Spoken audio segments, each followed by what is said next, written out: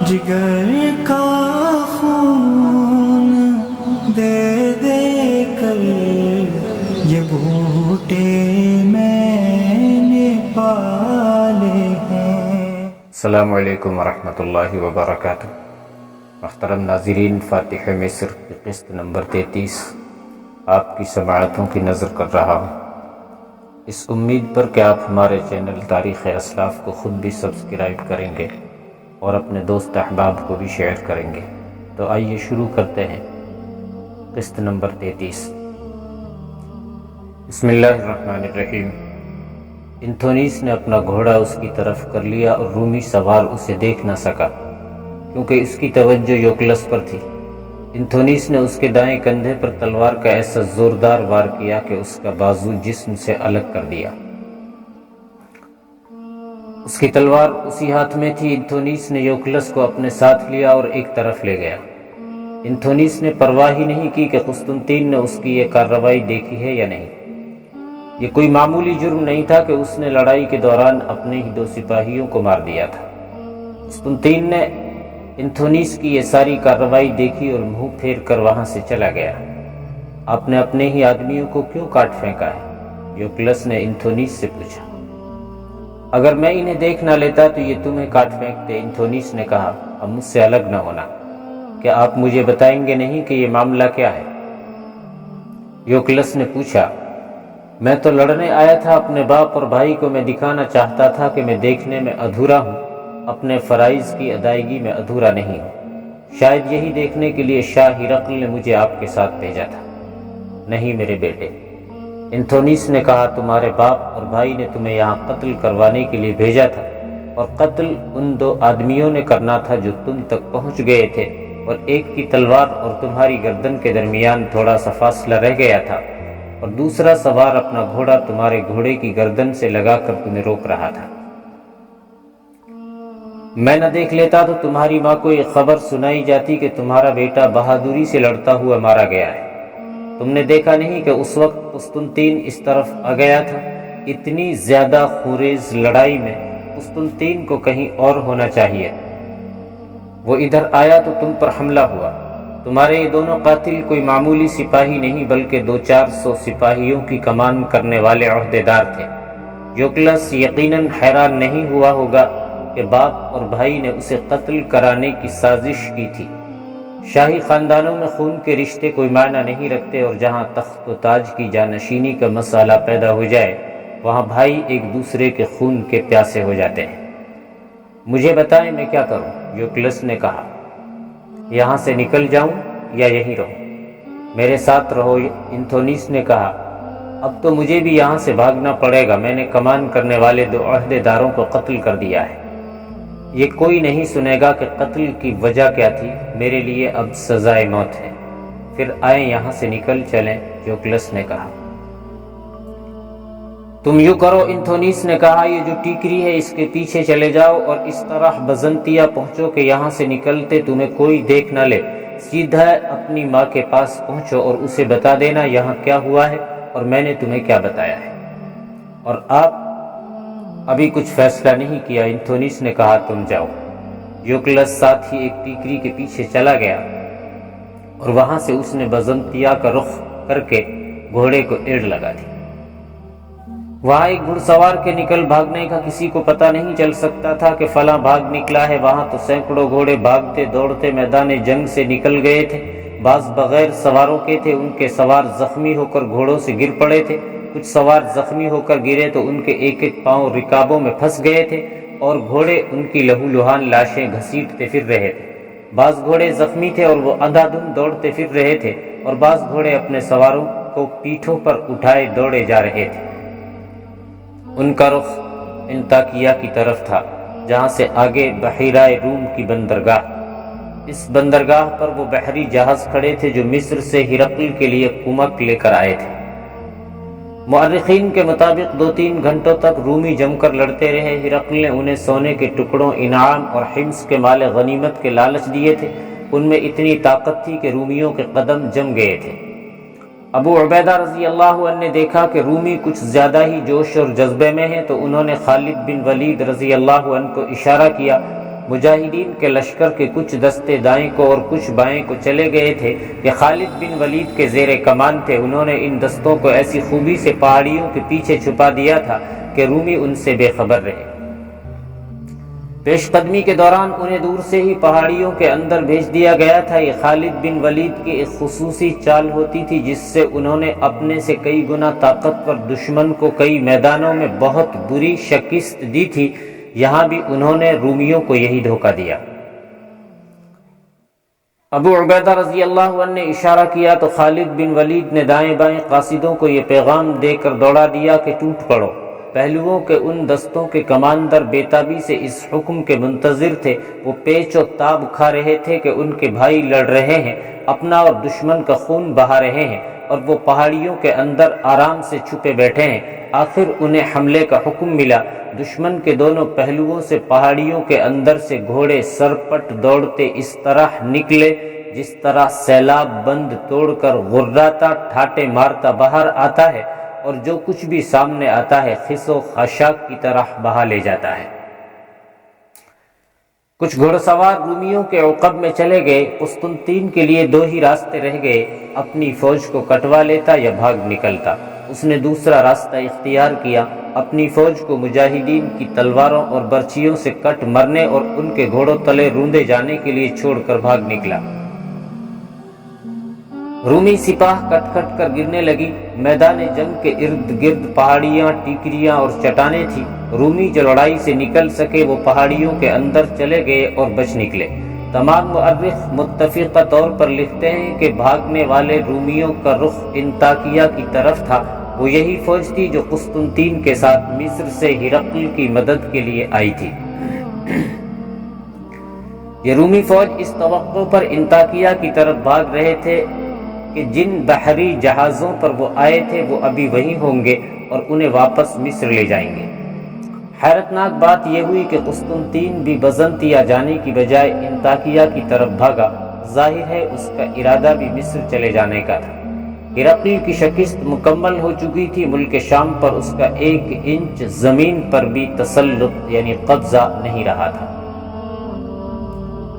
بزنطیہ میں ہرقل کو اطلاع مل گئی کہ اس کی یہ فوج جو مصر سے آئی تھی اور وہ بچی کھچی فوج جو بزنطیہ میں اس کے پاس تھی سب کٹ مری ہے یا تتر بتر ہو کر بھاگ نکلی ہے۔ ہرقل نے اس اطلاع پر پہلا اقدام یہ کیا کہ بزنطیہ سے نکل جانے کی تیاریاں شروع کر دیں۔ اس نے حکم دے دیا کہ بزنطیہ خالی کر دیا جائے۔ خالی کر دینے کا مطلب یہ نہیں تھا کہ 1-2 دنوں میں وہ محل بھی خالی کر جاتا اور وہاں سے نکلنے والے لوگ نکل بھی جاتے۔ اس انخلاء میں بہت سے دنوں کی مہلت درکار تھی۔ حقیقت یہ تھی کہ ہرقل نے شکست تسلیم کر لی تھی اور اس نے فیصلہ کر لیا تھا کہ مصر چلا جائے گا۔ اپنے مصاحبوں سے اس نے کہا تھا کہ وہ مصر جا کر فوج کو تیار کرے گا اور پھر شام پر فوج کشی کر کے مسلمانوں کو یہاں سے نکال باہر کرے گا۔ یہ قدرتی رد عمل تھا یا اپنی شکست پر پردہ ڈالنے کا ایک ڈھنگ کہ اس نے یہ اعلان کیا، خفت مٹانے کا اس کے سوا کوئی اور طریقہ ہو ہی نہیں سکتا تھا۔ یوکلس میدان جنگ سے نکلا تو رات کے وقت بزنطیہ اپنی ماں لیزا کے پاس پہنچ گیا تھا۔ یہ ایک احتیاط تھی کہ ہرقل کو پتہ نہ چلے کہ یوکلس آیا ہے۔ ماں یوکلس کو دیکھ کر یقیناً حیران ہوئی ہوگی کہ یہ لڑکا واپس کیوں آ گیا۔ یوکلس نے ماں کو سارا واقعہ بتایا اور کہا کہ انتھونیس نہ ہوتا تو ماں کو اس کی لاش ملتی جس کا سر الگ ہوتا۔ یوکلس لیزا کا اکلوتا بیٹا تھا۔ وہ تو ایسی چونکی کہ اس کی آنکھیں ٹھہر گئی اور منہ کھل گیا، پھر اس کے چہرے پر غصے کا تاثر آ گیا اور وہ دانت پیسنے لگی۔ ظالم جلاد! لیزا نے دانت پیستے ہوئے کہا، میں اسے زہر پلانے آئی تھی، لیکن میرے دل میں اس کی ایسی محبت پیدا ہوئی کہ میں نے اسے صاف بتا دیا تھا کہ میں کسرا ایران کی طرف سے اس کے لیے سراپا دھوکہ اور فرشتہ اجل بن کر آئی تھی۔ میں نے محبت سے اندھی ہو کر اس کے ساتھ شادی کر لی اور آج یہ میرے بیٹے کو قتل کروا رہا ہے۔ اس سے میرا اعتماد شادی کے کچھ دنوں بعد ہی اٹھ گیا تھا، لیکن میں اس کے ہاتھوں میں مجبور ہو چکی تھی۔ لیزا نے یہ بات ایسے انداز سے کہی جیسے وہ اپنے آپ سے بات کر رہی ہو۔ یوکلس اس کے منہ کی طرف دیکھ رہا تھا کہ ماں کیا کہہ رہی ہے۔ ایک دو دنوں بعد انتھونیس بھی بزنطیہ پہنچ گیا، لیکن اس نے بھی ایسی احتیاط کی کہ ہرقل کو پتہ ہی نہ چل سکا کہ اس کا ایک جرنیل میدان جنگ سے آیا ہے۔ وہ اپنے گھر بھی نہ گیا، کسی دوست کے ہاں یا اپنے کسی خفیہ ٹھکانے پر چلا گیا۔ وہ جرنیل تھا اور جرنیل عموماً شاہی خاندان سے تعلق رکھتے تھے۔ انتھونیس نے اپنے کسی قابل اعتماد دوست یا نوکر یا کسی اور کو خفیہ طور پر لیزا کے پاس اس پیغام کے ساتھ بھیجا کہ وہ اسے آ کر ملے۔ لیزا تو بڑی بےتابی سے اس کا انتظار کر رہی تھی۔ وہ انتھونیس سے پوچھنے کو بےتاب تھی کہ اسے کس طرح پتہ چلا کہ ہرقل اور اس کا بیٹا قسطنطین یوکلس کو اس طریقے سے قتل کرنا چاہتے تھے جو یوکلس نے اسے سنایا ہے۔ جو ہی اسے انتھونیس کا پیغام ملا، وہ چل پڑی اور انتھونیس کے پاس پہنچ گئی۔ وہ ایک عام عورت کے لباس میں چہرے پر نقاب ڈالے اس کے پاس گئی تاکہ کوئی اسے پہچان نہ سکے۔ آؤ لیزا، انتھونیس نے پوچھا، کیا تمہیں اپنا بیٹا زندہ و سلامت واپس مل گیا ہے؟ ہاں، مل گیا ہے، لیزا نے کہا، لیکن یہ سب ہوا کیا اور ہوا کیسے؟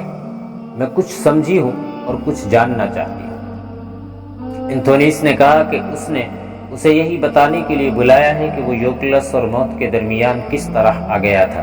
ذرا اس منظر کو سامنے لائیں جب قسطنطین ہرقل کے پاس بیٹھا تھا اور وہ یوکلس کے اس جرم پر تبادلہ خیالات کر رہے تھے کہ اس نے غداری کی ہے اور قبائلیوں میں قسطنطین کے خلاف بد اعتمادی کی ہے۔ پھر ہرقل نے یوکلس کو سزائے موت دینے کا فیصلہ سنا دیا اور اسے قتل کروانے کا جو طریقہ اس کے دماغ میں آیا تھا وہ قسطنطین کو بتا دیا۔ پھر اس نے لیزا کو اور یوکلس کو بھی بلایا تھا اور انہیں یہ جھانسا دیا تھا کہ وہ یوکلس کو جرنیل بنانے کا فیصلہ کر چکا ہے اور عملی تجربہ حاصل کرنے کے لیے یوکلس کو میدان جنگ میں جانا پڑے گا۔ ہرقل کے کمرے میں ایک نوخیز اور بڑی ہی دلکش کنیز یعنی باندی بھی موجود تھی، جو وقفے سے ہرقل کو شراب پلاتی اور پھر الگ ہٹ کر اس طرح کھڑی ہو جاتی تھی کہ اس کی پیٹھ ہرقل اور قسطنطین کی طرف ہو جاتی یا وہ باہر نکل جاتی۔ کنیز پیٹ کر کے دور جا کھڑی ہوتی یا کمرے سے نکل جاتی۔ اس کے کان ہرقل اور قسطنطین کی باتوں پر لگے ہوئے تھے۔ اس نے بڑی اچھی طرح سن لیا تھا کہ یوکلس کو قتل کرا دیا جائے گا، اور اس مقصد کے لیے انہوں نے اسے جرنیل بنانے کی جو بات کی تھی وہ ایک جھانسا تھا۔ جب ہرقل نے کہا کہ وہ یوکلس کو انتھونیس کے حوالے کر دے گا تو کنیز چونک اٹھی تھی اور اب وہ ہرقل اور قسطنطین کی باتیں پہلے سے زیادہ غور اور توجہ سے سننے لگی۔ اس نے یوکلس کے قتل کی ساری سازش سن لی۔ یہ کنیز کم سنی میں اس کی بیوہ ماں سے چھینی گئی تھی اور اسے ہرقل کو بطور تحفہ پیش کیا گیا تھا۔ لڑکی چونکہ غیر معمولی طور پر خوبصورت تھی، اس لیے اسے ہرقل کی خاص کنیز بنا کر اس کے مطابق تربیت دی گئی تھی۔ انتھونیس اس کنیز کی ماں کو اچھی طرح جانتا تھا اور ماں انتھونیس کو اپنا ہمدرد سمجھتی تھی، جس کی وجہ یہ تھی کہ اس عورت کا خاوند انتھونیس کا دوست تھا۔ وہ مر گیا تھا۔ کنیز کی ماں انتھونیس کے آگے فریادیں کرتی رہتی تھی کہ اس کی بیٹی اسے واپس مل جائے۔ انتھونیس نے اس عورت کے ساتھ وعدہ کیا کہ وہ اس کی بیٹی کو کسی نہ کسی طرح ہرقل کے چنگل سے آزاد کرا لے گا۔ کنیز اسے اپنا مونس و غمخوار سمجھنے لگی اور دل میں اپنے باپ کا درجہ دے دیا۔ کنیز انتھونیس کو یوں خوش کرتی رہتی تھی کہ ہرقل اپنے خاص کمرے میں کسی کے ساتھ کوئی بات کرتا اور اس میں کوئی راز ہوتا تو وہ موقع پیدا کر کے انتھونیس کو بتا دیتی تھی۔ اسی طرح اس نے یوکلس کے قتل کی سازش انتھونیس تک پہنچا دی۔ اس نے انتھونیس کو اس لیے سنائی تھی کہ وہ اس خبر سے لطف اندوز ہوگا۔ اس سے زیادہ انتھونیس کا اس راز کے ساتھ کوئی تعلق نہیں تھا، لیکن کنیز جان نہ سکی کہ انتھونیس کے لیے یہ خبر کس قدر اہم تھی اور اسے جب اس سازش کی تفصیلات معلوم ہوئی تو وہ کس قدر مسرور ہوا تھا۔ یوکلس کو انتھونیس کے ساتھ ہی لگا کر یعنی اس کا شاگرد بنا کر محاذ پر بھیجا گیا تھا۔ انتھونیس نے یوکلس کی ماں کو بتایا کہ یوکلس اس کے ساتھ میدان جنگ میں آیا تو ہر وقت اس پر نظر رکھی کہ ایسا نہ ہو کہ قسطنطین کہیں اسے لڑائی سے پہلے مروا دے۔ انتھونیس یوکلس کو اپنے سے الگ ہونے ہی نہیں دیتا تھا۔ آخر جنگ شروع ہو گئی۔ اب تو انتھونیس یوکلس کو بالکل ہی اپنے ساتھ رکھتا تھا، لیکن یوکلس موقع دیکھ کر اس سے الگ ہو گیا۔ انتھونیس نے جس طرح یوکلس کو بچایا وہ بیان ہو چکا ہے۔ تم نے مجھے پہلے کیوں نہیں بتایا تھا؟ لیزا نے پوچھا۔ نہیں لیزا، انتھونیس نے جواب دیا، میں نے کچھ سوچ کر ہی تمہیں نہیں بتایا تھا، سوچا یہ تھا کہ تم ہرقل کو جا بتاؤ گی اور پھر یوکلس کو محاذ پر نہیں جانے دو گی تو ہرقل اسے کسی اور طرح قتل کروا دے گا۔ میں نے یوکلس کو بچانے کا عہد کر لیا تھا، تم جانتی ہو کیوں؟ ہاں میں جانتی ہوں۔ لیزا نے کہا، یوکلس تمہارا اپنا بیٹا ہے، یہ ہرقل کا بیٹا نہیں۔ میں نے جن بیٹیوں کو جنم دیا ہے وہ ہرقل کی ہے، میں نے تم پر کوئی احسان نہیں کیا۔ انتھونیس نے کہا، یوکلس میرا اپنا بیٹا ہے۔ ہوا یوں تھا کہ لیزا نے ہرقل کی محبت سے مجبور ہو کر اس کے ساتھ شادی کر لی، لیکن ہرقل کا دل چند دنوں کے بعد لیزا سے ہٹنا شروع ہو گیا۔ اس وقت انتھونیس جرنیل نہیں تھا، وہ ہرقل کے شاہی محافظ دستے کا کمانڈر تھا، اپنے وقت کا خوبرو اور جاذب نظر جوان تھا۔ لیزا کو وہ اتنا اچھا لگا کہ اس کے ساتھ اس کی خفیہ دوستی ہو گئی۔ یوکلس اس دوستی کی پیداوار تھا، انتھونیس کا بیٹا۔ بادشاہوں کی اندرونی دنیا میں یہی کچھ ہوتا ہے۔ انتھونیس نے کہا، مجھے پتہ چلتا ہے کہ ہرقل نے قسطنطین کو یا اپنے کسی اور بیٹے کو قتل کروانے کی سازش کی ہے تو میں اس میں ذرا سی بھی دلچسپی نہ لیتا، لیکن یوکلس کو میں یوں قتل ہوتا نہیں دیکھ سکتا تھا، یہ میرے خون کا مسئلہ تھا۔ قسطنطین نے ہرقل کو بتا دیا ہوگا کہ تم نے اس کی سازش ناکام بنا دی ہے۔ لیزا نے کہا، کیا ہرقل تمہارا یہ جرم بخش دے گا؟ نہ بخشے۔ انتھونیس نے کہا، میں روپوش ہو جاؤں گا، جس روز پکڑا گیا وہ میری زندگی کا آخری دن ہوگا، ابھی یہیں چھپے رہو۔ لیزا نے کہا، کہیں بھاگنا ہے تو مجھے اور یوکلس کو بھی ساتھ لیتے چلو، ہرقل اور قسطنطین کو شکست کا کڑوا گھونٹ نگل لینے دو۔ انتھونیس نے کہا، اس کے بعد سوچوں گا مجھے کیا کرنا چاہیے۔ ادھر ہرقل کی بھاگی ہوئی فوج کے عہدیدار اور سپاہی بندرگاہ تک جا پہنچے اور بحری جہاز میں سوار ہو گئے۔ یہ جہاز انہیں لے کر مصر روانہ ہو گیا۔ امیر المؤمنین حضرت عمر رضی اللہ عنہ ابھی حمص سے خاصی دور تھے کہ ابو عبیدہ کا بھیجا ہوا قاصد ان تک پہنچا۔ ابو عبیدہ نے محاذ سے امیر المؤمنین کو پیغام بھیج دیا کہ اللہ نے انہیں فتح سے نوازا ہے اور اب اس لشکر کی ضرورت نہیں رہی جو حضرت عمر ساتھ لا رہے تھے۔